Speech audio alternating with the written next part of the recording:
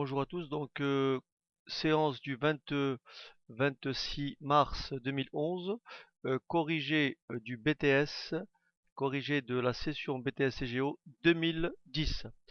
Alors on va corriger l'exo, les deux, c'est en deux parties, donc partie proba. Alors c'est parti. On va commencer par la partie, par l'exercice 1. On vous dit dans cette partie, donc les probabilités sont à arrondir à 10-3. On a observé que 87% des entreprises créées en France en 2008 n'emploient aucun salarié. On prélève au hasard 8 entreprises parmi l'ensemble des entreprises créées en France en 2008. Le nombre d'entreprises créées est assez important pour que l'on puisse assimiler ce prélèvement à un tirage avec remise de 8 entreprises.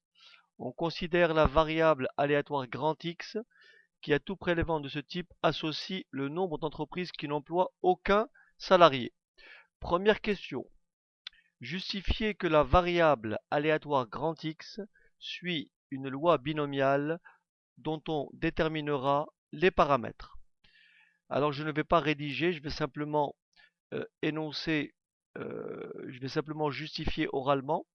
Donc on va dire ceci, comme on est en présence de 8 épreuves indépendantes, présentant chacune deux issues, soit l'entreprise créée en 2008 n'emploie aucun salarié avec une probabilité de 0,87, soit elle emploie un salarié avec une probabilité de 0,13, soit elle emploie un salarié avec une probabilité de 0,13. Par conséquent, la variable aléatoire grand X, qui associe le nombre K d'entreprises n'employant aucun salarié, suit une loi binomiale de paramètres n égale 8 et petit p égale à 0,87 que l'on note x. Donc on va écrire avec une flèche b pour binomial, n pour 8 et petit p pour 0,87 avec la probabilité que grand X égale K,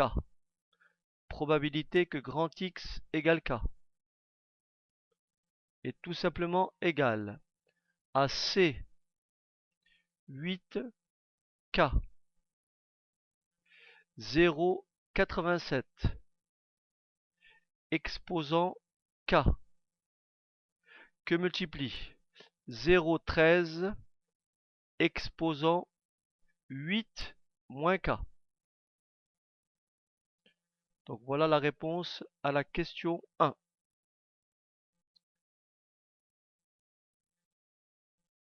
Est-ce que la réponse convient à tout le monde? Ou faut-il détailler? Ok. On passe maintenant à la question 2. Calculer la probabilité pour que dans un tel événement, les 8 entreprises n'emploient aucun salarié. Donc autrement dit, on me demande de calculer la probabilité que x égale à 8. Donc ça c'est la réponse à la question 2. Et donc, ça fait tout simplement 0,87 exposant 8. Attention, on me demande de répondre, de donner un résultat arrondi à 10-3. Ce qui donne combien? Merci Karine, 0,328. Ok, on va passer à la question 3. Calculer la probabilité que dans un tel événement, au moins 7 des entreprises n'emploient aucun salarié. Au moins 7. Au moins 7 s'écrit ainsi. c'est la probabilité de x supérieur ou égal à 7, qui est égale à la probabilité de x égale 7 plus la probabilité de x égale 8.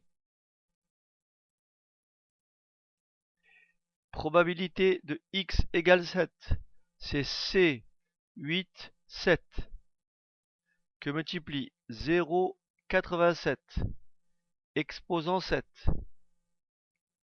que multiplie 0,13 plus 0,87 exposant 8. On va taper ça à la machine en une seule fois. Donc ici, il faut savoir que là, ça fait 7. Pardon, ça fait ici 8. Alors ça fait combien au final? Donc ça fait 8 fois 0,87 exposant 7 fois 0,13 plus 0,87 exposant 8. Ce qui donne. Très bien, on va laisser 0,72. Donc ça fait 0,392 0,392 plus 0,328 et ça fait donc 0,72. Ok. Donc voilà pour la partie A. Y a-t-il des questions?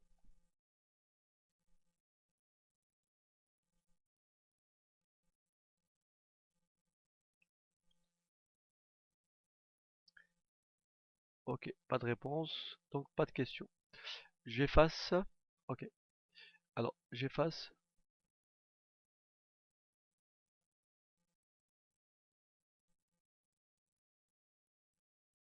Ben, c'est ce qu'on a fait. Si on peut, on peut. Ce qui est important, c'est d'écrire ça. On peut séparer. Moi, j'aurais tapé ça en une seule fois. Mais c'est tout à fait possible, Virginie, il n'y a pas de problème. Hein? C'est tout à fait possible, il n'y a aucun souci. Puisque là, j'ai déjà P de x égale 8. Donc, je rajoute, comme vous l'avez fait, P de x égale 7. Ok. Alors, on y va. Je peux effacer. Bonsoir Paya. Alors, on y va. Ne coupez pas. Ok. Alors, on efface et on passe à la partie suivante. Partie B. Pour chacune des deux questions, une seule réponse A, B, C est exacte. Indiquez sur la copie le numéro de la question et la lettre correspondant à la réponse choisie. On ne demande aucune justification. Chaque réponse juste rapporte 1,5 points. Une réponse fausse ou une absence de réponse ne rapporte ni n'enlève de points.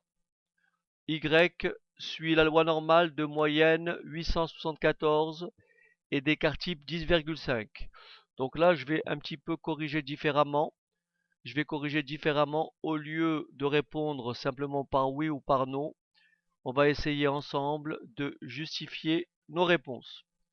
Donc au départ, j'ai Y qui suit une loi normale de paramètres. Y suit une loi normale de paramètres. 874, ça c'est pour la moyenne, et 10,5, ça c'est pour l'écart type. Alors la valeur approchée à 10 moins 2 de ça. Donc qu'est-ce qu'on va faire? On va donc bien sûr, ce n'est pas demandé ici, hein, on va donc effectuer notre changement de variable. On va poser grand T égale à grand X moins 874, le tout divisé par 10,5. Et dans ce cas-là, on dira que grand T suit la loi normale centrée réduite. Donc pour la rédaction, voilà ce qu'il faut dire. Encore une fois, là, je ne réponds pas exactement à la question puisque je suis en train de détailler les réponses. Mais si on devait les justifier, il faudrait rédiger ainsi. Vous dites, si grand Y suit la loi normale de paramètres indiquée ici, alors, alors T, alors T suit la loi normale de paramètres 0, 1, avec grand T égale grand X moins 874 divisé par 10,5. On me demande de calculer la probabilité que Y soit compris entre 890,5 et 859,5. Donc là, ça veut dire tout simplement, c'est la probabilité. Alors si vous m'autorisez, je vais quand même ouvrir une page, c'est beaucoup plus facile. Donc je vais ouvrir une page et vous me dicterez les valeurs intermédiaires. Alors, donc nous avons au départ une loi normale. Alors on va rédiger ainsi, hein. Si grand Y suit la loi normale de paramètres, vous voulez bien me dicter les paramètres 800,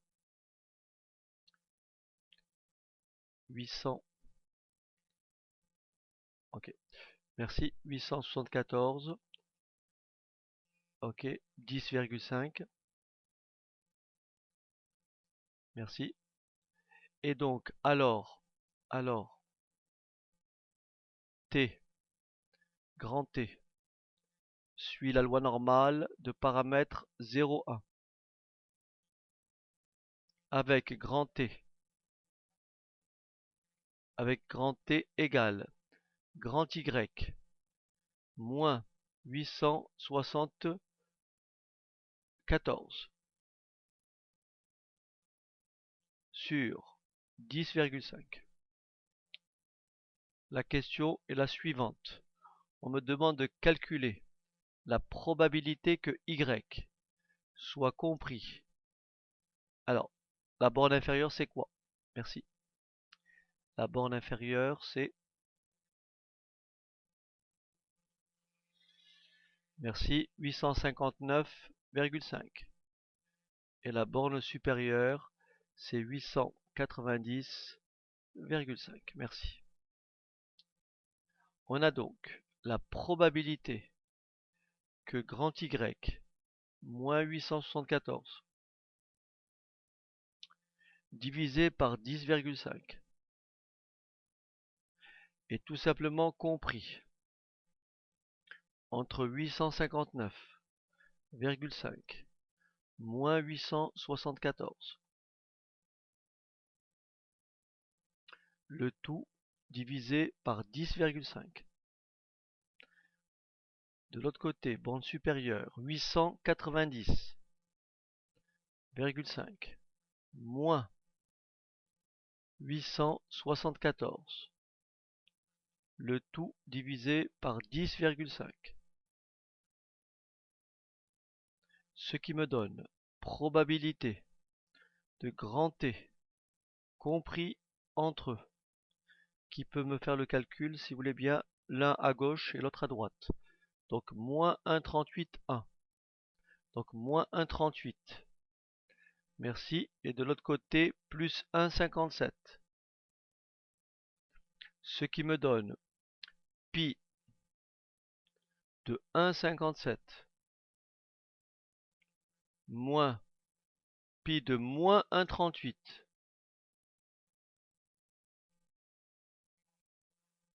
Ce qui donne pi de 1,57 moins, entre parenthèses, 1 moins pi de 1,38. En supprimant les parenthèses, on obtient moins 1 plus pi de 1,38. Grâce à vos tables, quelle réponse ça affiche? Après calcul. Après calcul, on obtient quelle valeur? Merci Patrick. Et on obtient donc combien au final? 0,86 me dit-on. Merci. Ok, parfait.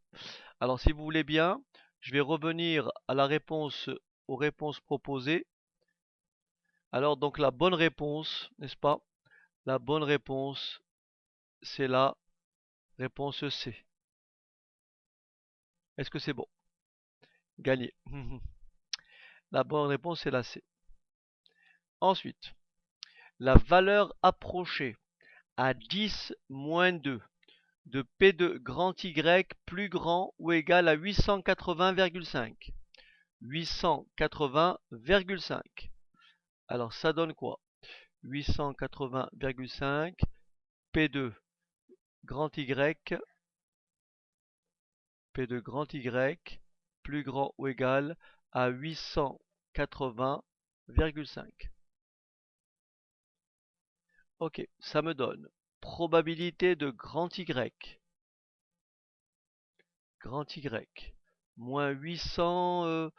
Tiens, du coup, je vais remonter un petit peu là pour retrouver les valeurs. 874 moins 874 divisé par 10,5. Merci. Divisé par 10,5 supérieur ou égal à 880,5 moins 874, le tout divisé par 10,5. Ce qui me donne la probabilité de grand T supérieur ou égal. Alors ça me fait 0,62. Merci Virginie. Alors attention, on fait donc 1 moins probabilité de T inférieure à 0,62.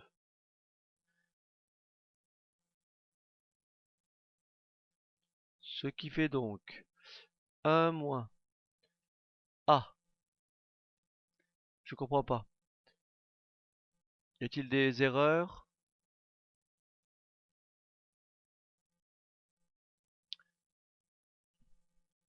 Donc c'est bon. Est-ce que cette réponse est exacte? Est-ce que cette réponse est exacte? Très bien. Alors combien on lit 1 moins pi de 0,62, c'est combien?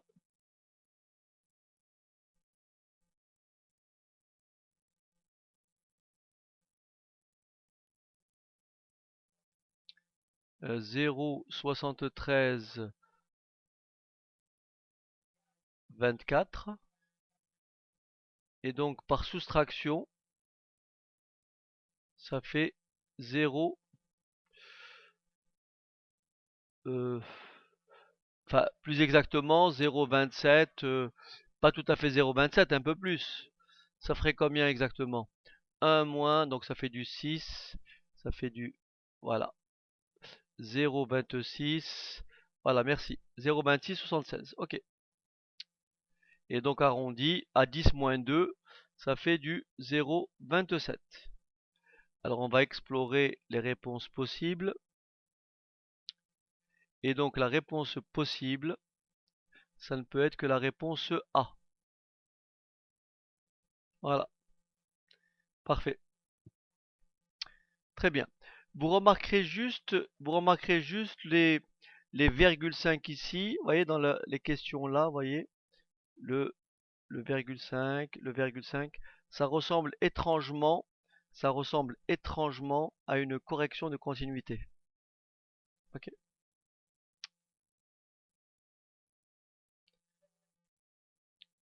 Ok. Alors, on continue.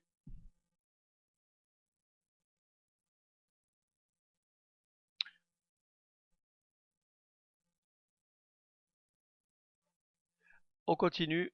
Donc, on passe à l'étude d'une suite. Alors, on se propose d'étudier l'évolution de la capacité mondiale de production d'énergie éolienne en mégawatts. On dispose des données suivantes. En 2008, cette capacité est égale à 120 791 mégawatts. Ok. On prévoit que cette capacité augmente de 20% chaque année à compter de 2008. Déterminer les capacités mondiales prévues pour 2009 et 2010 sous cette hypothèse. On notera UN, la capacité mondiale de production d'énergie éolienne, l'année 2008 plus N. Et on fixe à U0, on donne U0 la valeur 120 791. Démontrer que la suite UN est une suite géométrique dont on déterminera la raison.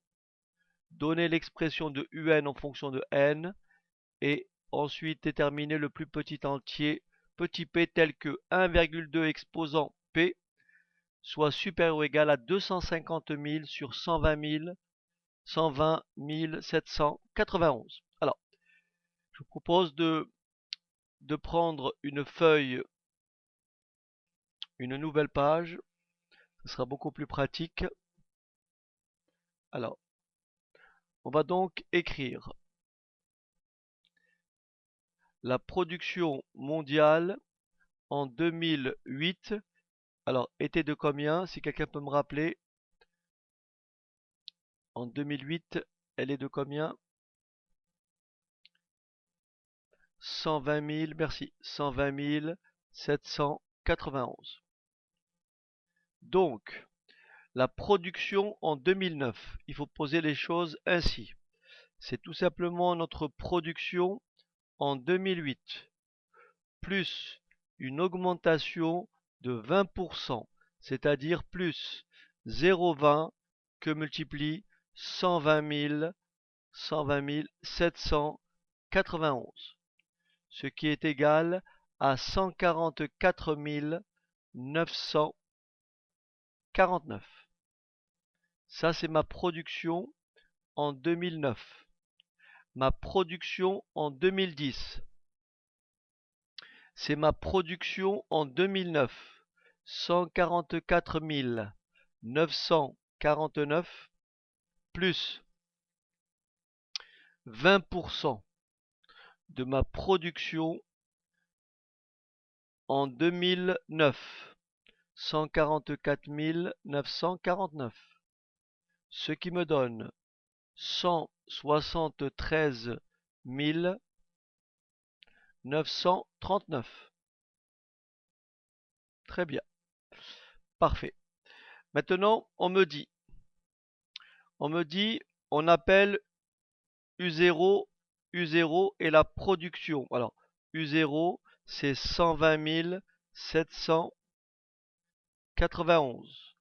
Et U0 est ma production en 2008.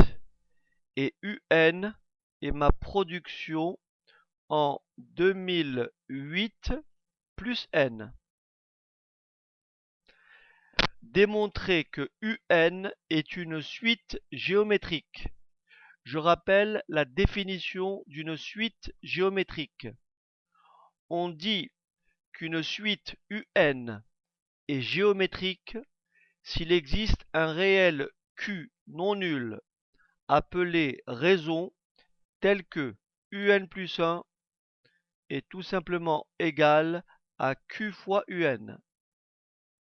Je répète, une suite UN est géométrique s'il existe un réel non nul Q appelé raison tel que UN plus 1 égale à Q fois UN. On va donc essayer de démontrer que cette suite UN est géométrique. Pour ça, on va supposer la production en 2008 plus N plus 1, c'est-à-dire UN plus 1. La production en N plus 1 est tout simplement égale à la production en N plus 20% de la production en n. Je mets UN en facteur. Je mets UN en facteur et ça me donne UN plus 1 égale à UN facteur de 1 plus 0,2, d'où UN plus 1 est tout simplement égal à 1,2 UN. Conclusion, on en déduit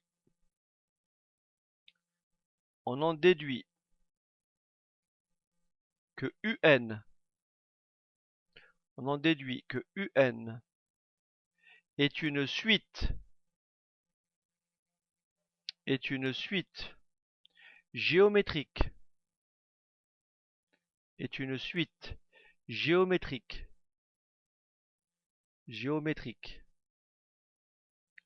de premier terme. On en déduit que UN est une suite géométrique de premier terme.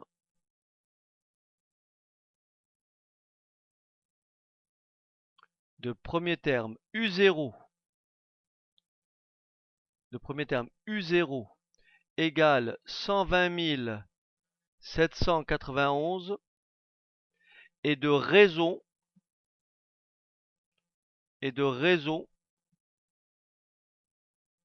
Q égale 1,2 et de raison Q égale à 1,2. On va donc continuer. Alors, on revient à notre question précédente. Donc, a priori, on a perdu Patrick. Alors, ensuite, donner l'expression de UN en fonction de n. Donc, donner l'expression de UN. Donc, Patrick est de nouveau parmi nous. Alors, donner l'expression de UN en fonction de n. Donc, on écrira que UN est tout simplement, d'après le cours, on sait que UN est égal à U0 Q exposant n. UN égale U0 Q exposant n. Alors, on a donc UN égale U0, c'est-à-dire 120 791 que multiplie 1,2 exposant n. Là, on a exprimé UN en fonction de petit n. Patrick, qu'est-ce que ça va mieux?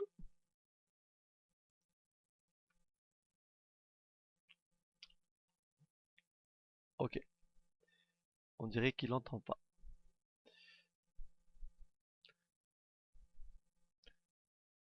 Alors, je passe à la question suivante.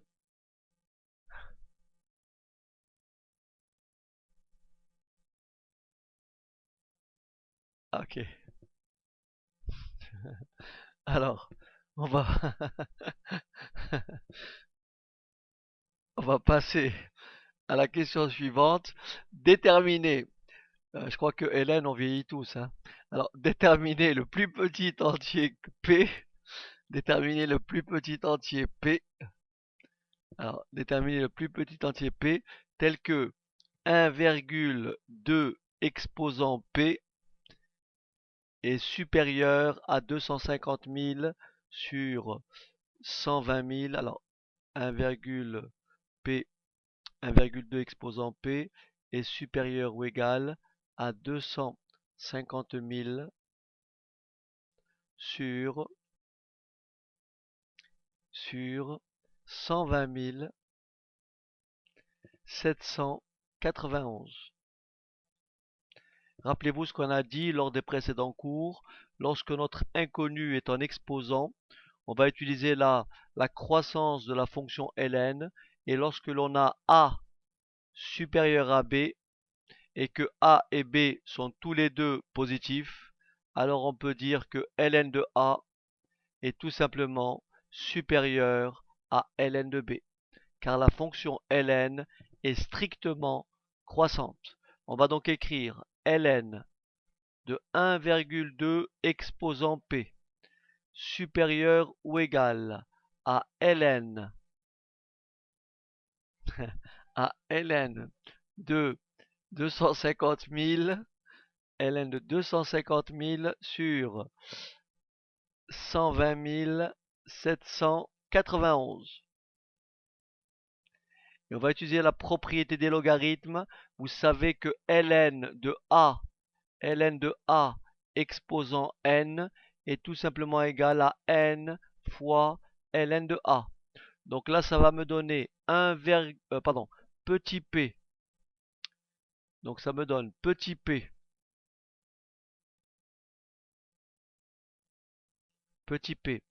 ln de 1,2 supérieur ou égal à ln de 250 000 sur 120 791. 791. Bien sûr, qu'est-ce qu'on peut dire de ln de 1,2? ln de 1,2 est positif. Autrement dit, petit p est plus grand ou égal. Le sens ne change pas. Et ça me donne ln de mon rapport, donc je réécris pas tout ça, sur ln de 1,2. Qu'est-ce qui peut me donner une valeur approchée de ce résultat? En divisant ln de 250 000 sur 120 791 divisé par ln de 1,2, ça me renvoie quelle valeur?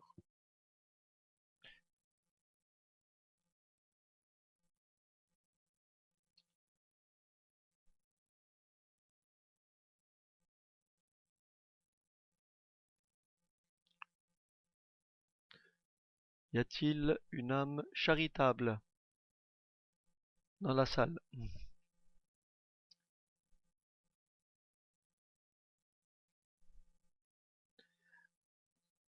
Oula Patrick, Virginie, je dirais plutôt oula Karine. Oula, c'est de moins en moins bon, hein. Donc on obtient 3,99. Et comme on me demande de déterminer, regardez bien, on me demande de déterminer le plus petit entier P. Alors vous avez P supérieur ou égal à 3,99. Le plus petit entier P supérieur à 3,99 est tout simplement P égale 4. Ce qui correspond à l'année de rang 2012.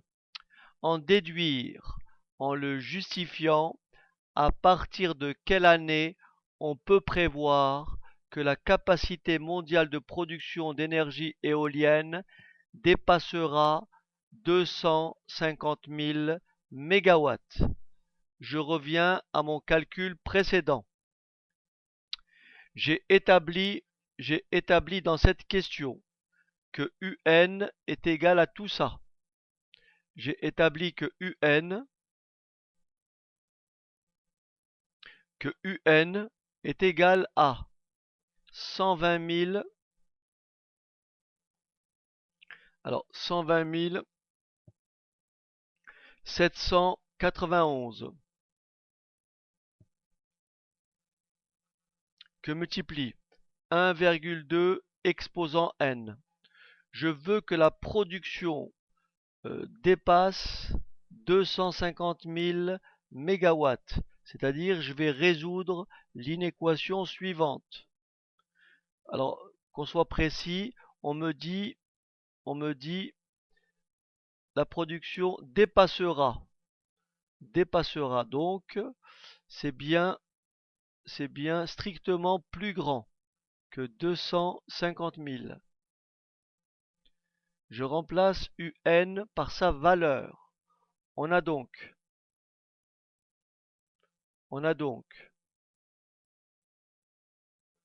120 791 que multiplie 1,2 exposant n supérieur à 250 000, soit 1,2 exposant n strictement plus grand que 250 000 sur 120 791. Et cette équation-là a été résolue dans la question précédente. Et on a obtenu petit n égale 4.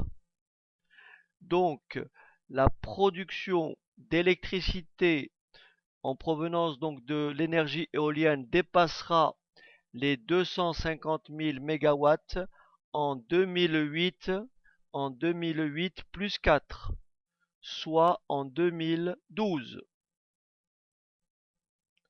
Est-ce que c'est clair?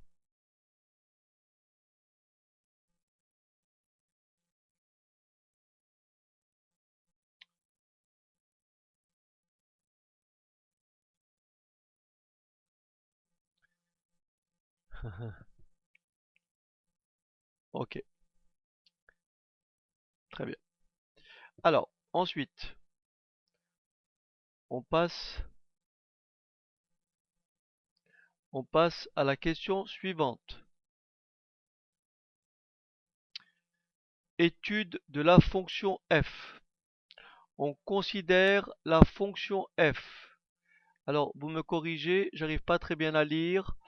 Alors, on me dit f de x égale 3x, si vous voulez bien me corriger, 3x plus 14, c'est ça? F de x égale 3x plus 14, très bien.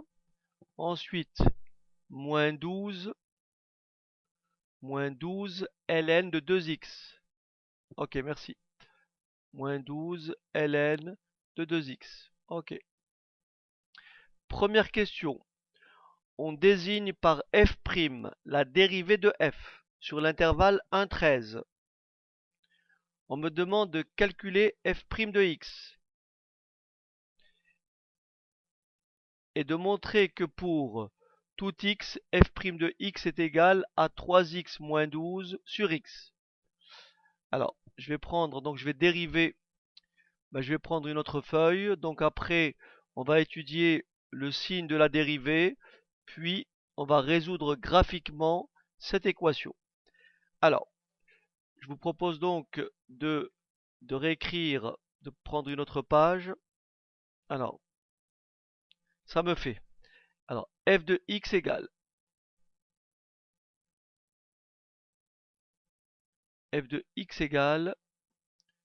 donc 4.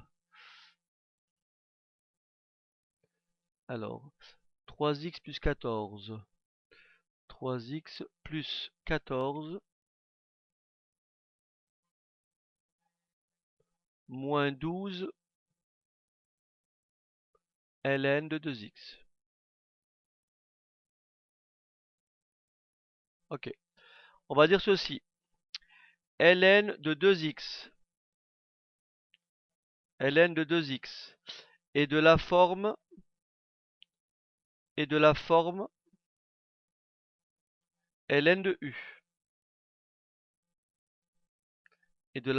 ln de u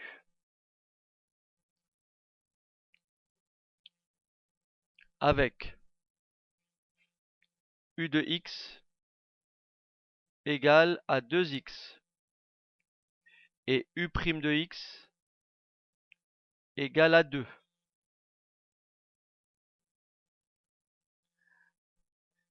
On a ln de u, la dérivée, est égale à u' sur u.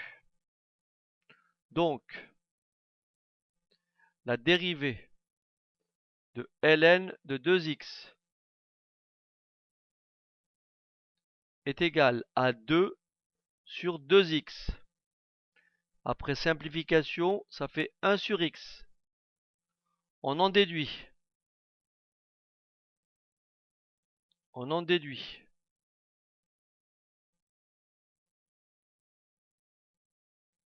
on en déduit que f' de x égale à 3. La dérivée de 14, c'est 0. Moins 12 sur x. Donc ça, c'est la dérivée.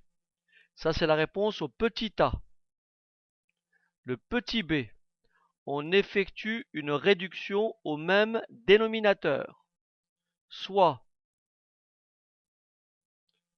au revoir Paya, soit f' de x égale 3x moins 12 sur x. Voilà pour la dérivée de f. Alors rappelez-moi, on travaille sur l'intervalle 1,13, n'est-ce pas? Le domaine d'étude, c'est 1,13, n'est-ce pas? Ok. Alors, on peut dire ceci. Donc petit c sur... Alors, f' de x, f' de x est du signe f' de x est du signe de 3x moins 12, f' de x est du signe de 3x moins 12, car sur l'intervalle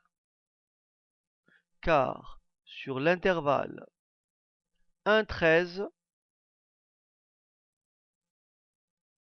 sur l'intervalle 1,13, x est strictement positif. X est strictement positif. On va donc rédiger ainsi. F' de x est plus grand ou égal à 0 si et seulement si.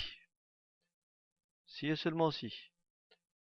Bien ça équivaut à 3x moins 12 plus grand ou égal à 0. Ce qui équivaut à 3x supérieur ou égal à 12. Je vais diviser les deux membres par un nombre positif, c'est-à-dire 3. Donc le sens ne change pas. Et 12 divisé par 3, ça fait 4. On en déduit que f' de x est négatif. On en déduit que f' de x est négatif si et seulement si x est plus petit ou égal à 4. Et bien sûr, il en résulte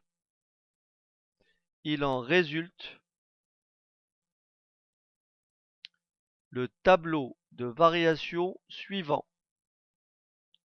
Il en résulte le tableau de variation suivant. Donc je fais mon tableau qui a cette allure-là.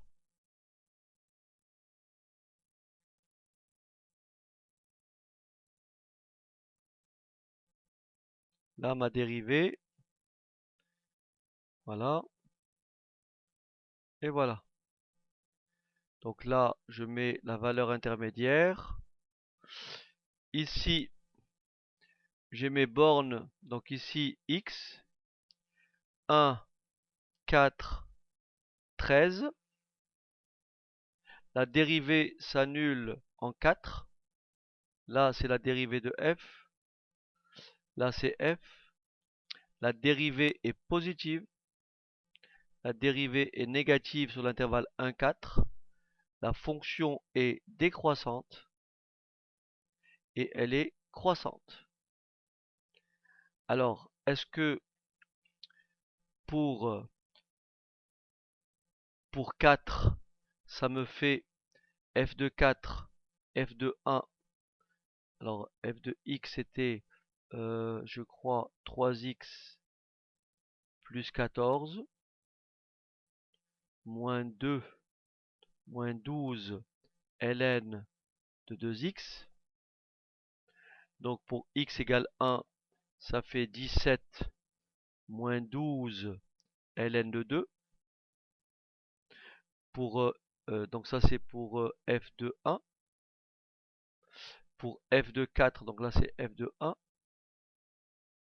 Pour f de 4, je vous laisse le soin de calculer.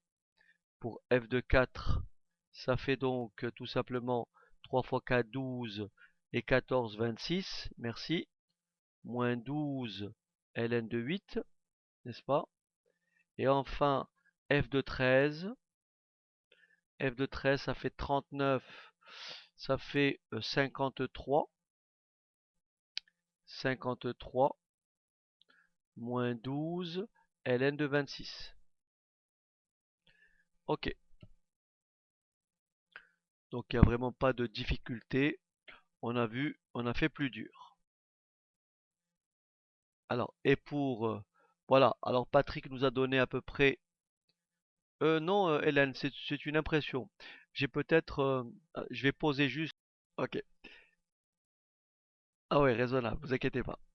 Ok, alors, donc on revient à notre question. Alors, qu'est-ce qu'on avait exactement? On avait donc... on a donc répondu à cette question, construire le tableau de variation, donc ça c'est fait. Et ensuite, donc ça c'est fait, ça c'est fait, ça c'est fait. Et ici, on me demande de résoudre graphiquement f de x égale 4. On fera apparaître sur la figure donnée en annexe les traits de construction utiles et on donnera les valeurs approchées à 10-1 des solutions. Alors, a priori, alors donc si on prend le schéma,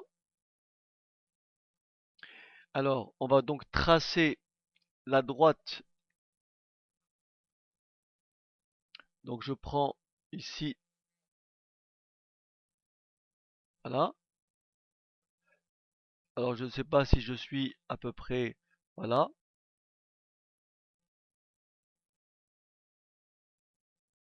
là et là. Voilà à peu près ce que ça donne. Alors et bien sûr, il faut toujours quand même rajouter une petite phrase. Donc on dira ceci, d'accord? On dira ceci pour justement répondre à la question. On dira simplement euh, pour, ah, pour déterminer graphiquement, pour déterminer graphiquement les solutions, pour déterminer graphiquement les solutions de l'équation f de x égale 4, d'accord? Il suffit de tracer la droite d'équation y égale 4, d'accord? Il suffit de tracer la droite d'équation donc y égale 4, d'accord? Puis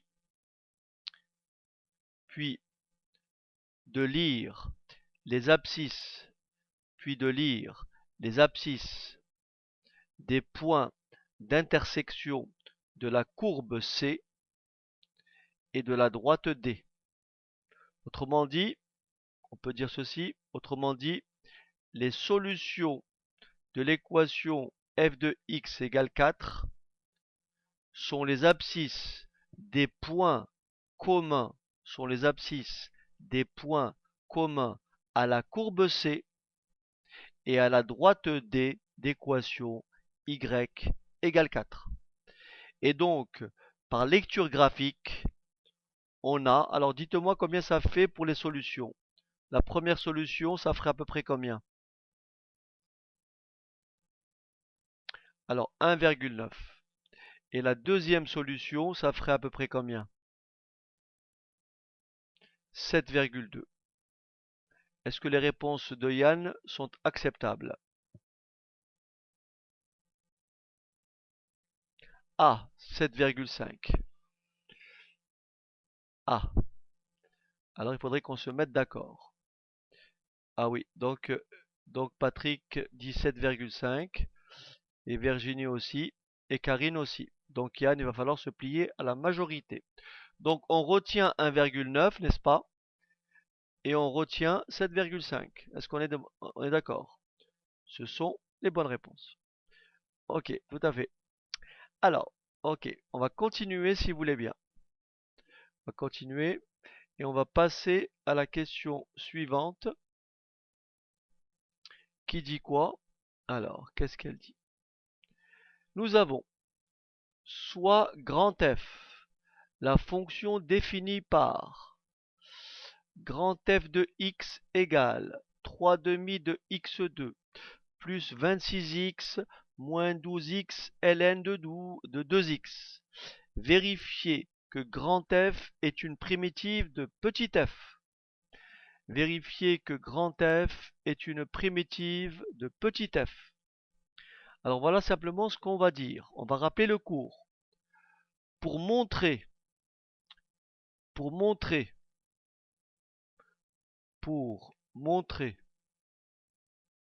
que grand F est une primitive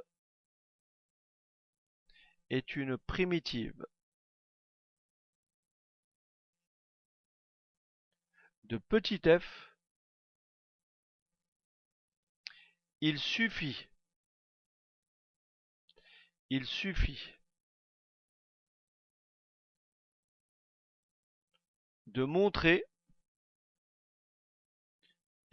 de montrer que grand F' égale à petit f. Ok, alors c'est parti, je vais essayer de mémoriser un peu 3 demi de x carré plus 26x. Ok, 3 demi de x carré plus 26x. Grand F de x. Alors, 3 demi de x carré plus 26x moins 12x ln de 2x. Est-ce que l'expression est juste? Ok, très bien. On va donc commencer à dériver. On va prendre ça à part. Alors, dérivons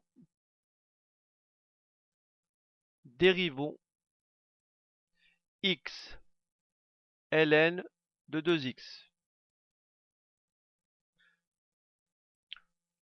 Pour cela,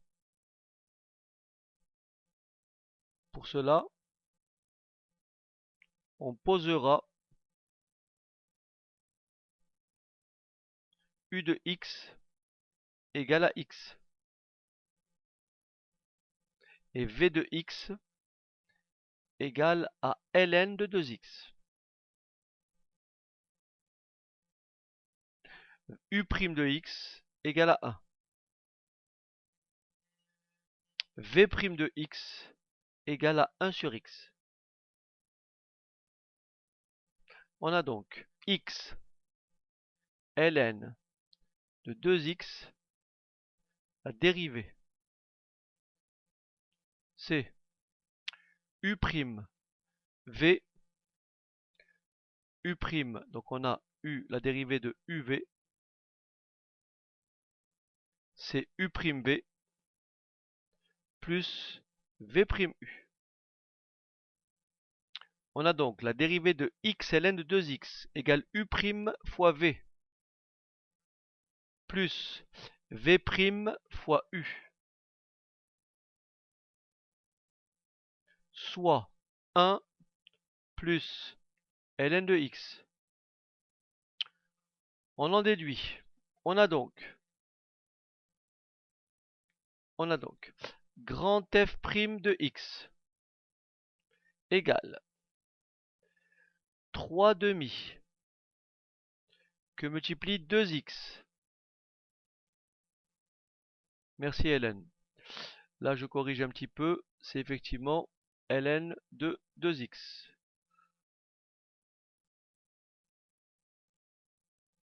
Et là aussi, merci. Donc 2x et 2x. Parfait. Ok. Alors, 3 demi fois 2x plus 26 moins 12 facteur de 1 plus ln de 2x.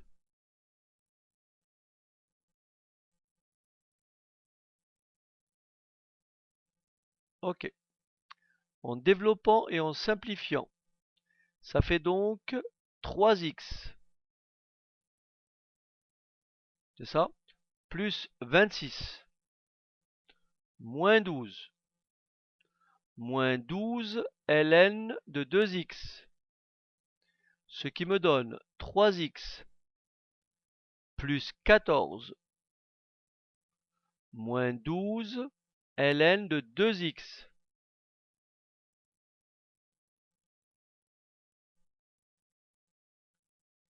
Soit grand F' de x égale tout simplement à quoi? F de x. Est-ce que c'est bon? On a donc établi que grand F' était égal à petit f, ce qui traduit que grand F est bien une primitive de petit f. Est-ce que c'est clair?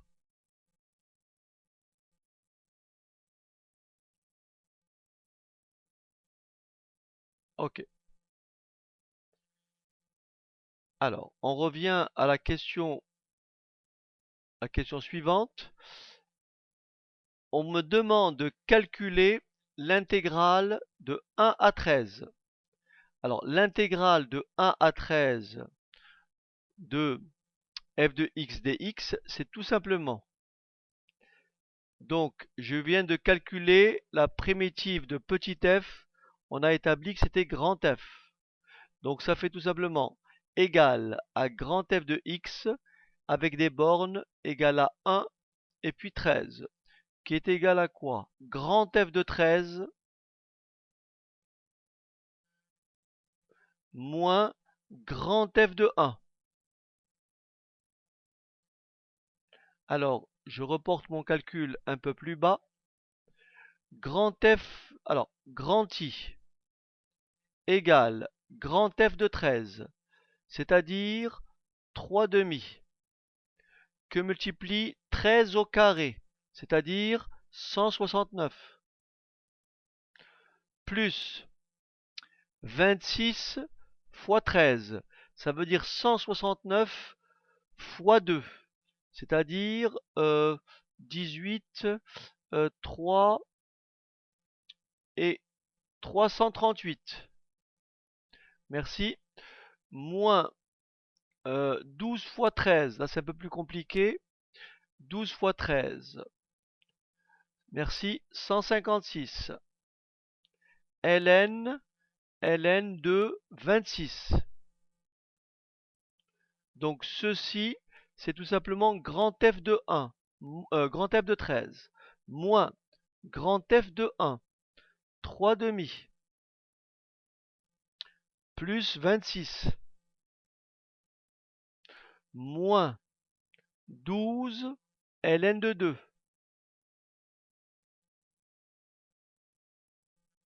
Ce qui me donne 3 fois 169. 3 fois 169. 507, merci. 507 sur 2. Plus 338. Moins 156 ln de 26. Moins 3 demi. Moins 26. Plus 12 ln de 2. 507 moins 3. 504. 504 divisé par 2.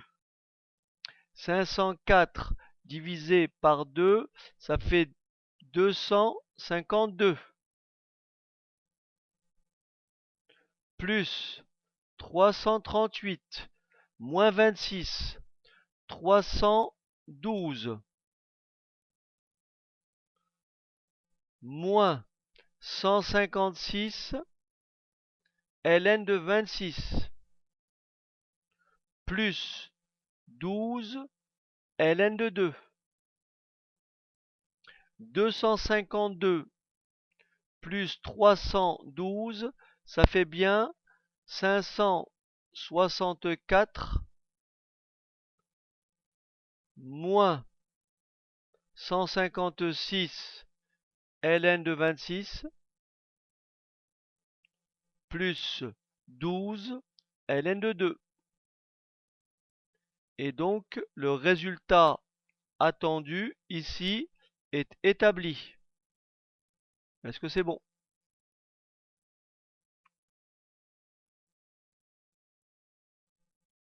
Ok, très bien. Alors, si vous permettez, je vais effacer le tableau. On me demande ensuite de calculer la valeur moyenne de la fonction f sur l'intervalle 1,13.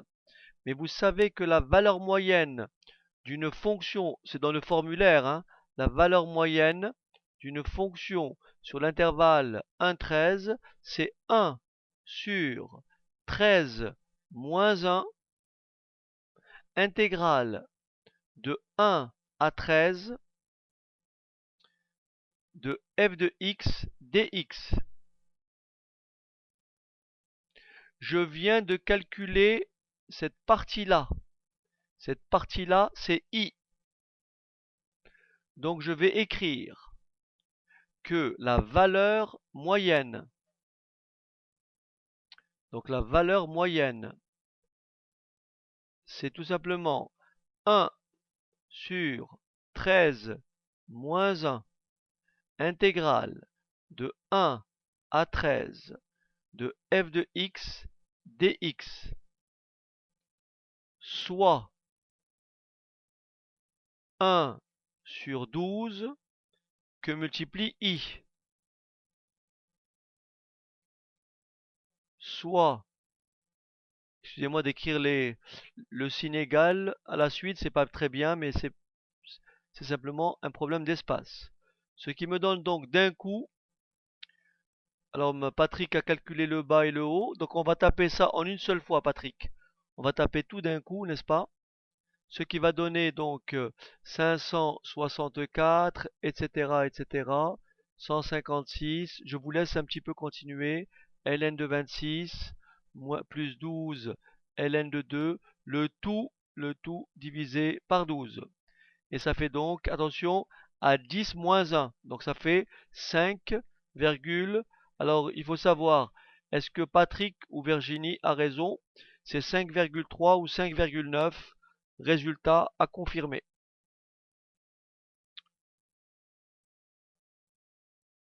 Résultat à confirmer. Alors il faut qu'une tierce personne mette tout le monde d'accord. Donc très bien, la bonne réponse est donc 5,3 puisque la réponse était donnée, on demandait une réponse à 10 moins 1, à 10 moins 1 près. Ok. Ensuite, est-ce qu'il y avait une autre question? Alors, on vous dit ceci, une entreprise fabrique chaque jour entre 100 et 1300 objets identiques. Donc ici, X est exprimé en centaines d'objets, ce qui explique que X est compris entre 1 et 13. Le coût moyen de fabrication d'un objet est f de x euros, où petit f est la fonction qui a été définie dans la partie A. Déterminer la quantité de pièces à fabriquer pour que le coût moyen soit minimal. Déterminez alors ce coût moyen arrondi au centime d'euro. Alors, rappelez-vous, on a étudié ensemble, on a résolu, on a dressé le tableau de variation. Donc, je ne sais pas, j'ai dû peut-être l'effacer, je regarde. Ben le voilà. Nous avons donc, on va dire ceci, d'après la réponse, d'après la partie A, d'accord, le coût, parce que la question c'était quoi? La question c'est déterminer la quantité de pièces à fabriquer. Donc, la quantité de pièces à fabriquer pour que le coût moyen soit minimal, est de combien? Est de 400 pièces. C'est-à-dire 4 centaines de pièces. Est-ce qu'on est d'accord? Puisque le coût moyen est minimal, pour x égale 4. Mais comme x, oui, on a la courbe, Patrick, mais on a aussi le tableau de variation.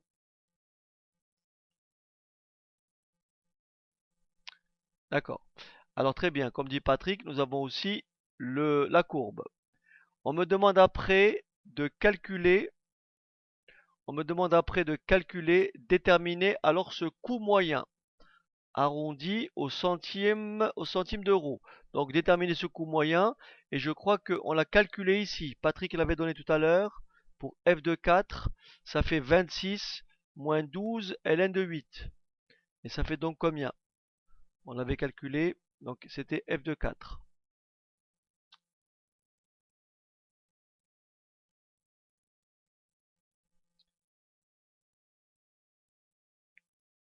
Alors ça donne combien? 1,05. 1,04. Alors regardons l'expression de f.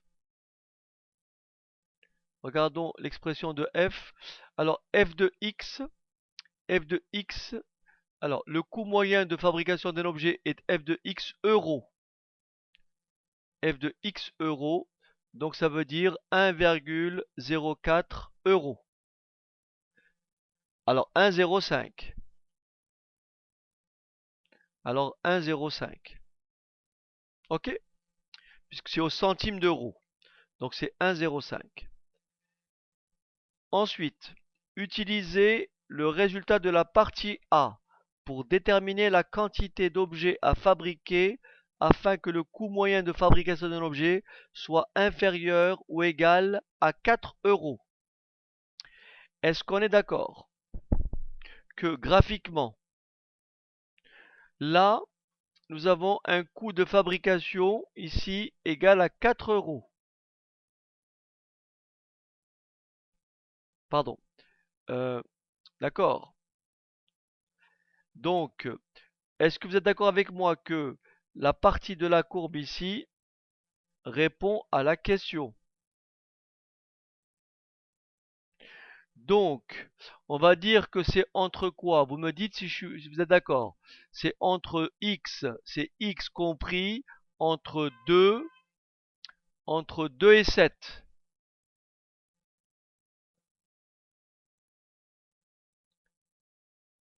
Bon, après, on va rédiger la réponse. Mais est-ce que déjà vous avez compris le... D'accord, entre 2 et 7, d'accord? Ok. Alors, la réponse, on peut la formuler ainsi, parce qu'il faut revenir à la question. Utiliser un résultat de la partie A pour déterminer quantité d'objets à fabriquer afin que le coût moyen de fabrication... Alors,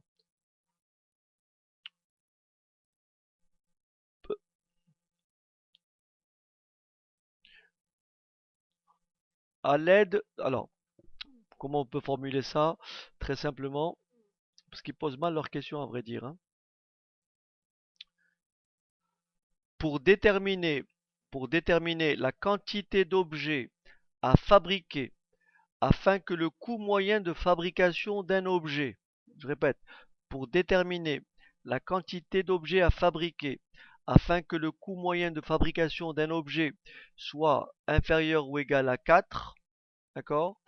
Il suffit de lire graphiquement, sur le graphique précédent, les abscisses des points de la courbe, situés au-dessous de la droite d'équation y égale 4. Et les valeurs pour lesquelles les points de la courbe sont placés au-dessous de la droite, ce sont les valeurs de x comprises entre 2 et 7.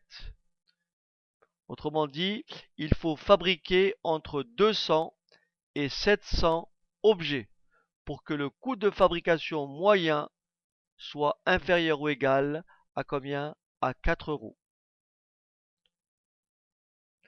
Voilà qui complète le corrigé de la session 2000-2010. Y a-t-il des questions? Y a-t-il des questions sur cette partie-là? Ok. Alors maintenant, ok. Super. Donc, on reprendra, comme on l'a dit, on a commencé en 2010 et on va descendre. Donc, le prochain corrigé, ça sera bien entendu 2009. Le prochain corrigé, ça sera 2009. Et ensuite 2008. Et ensuite, ainsi de suite. D'accord?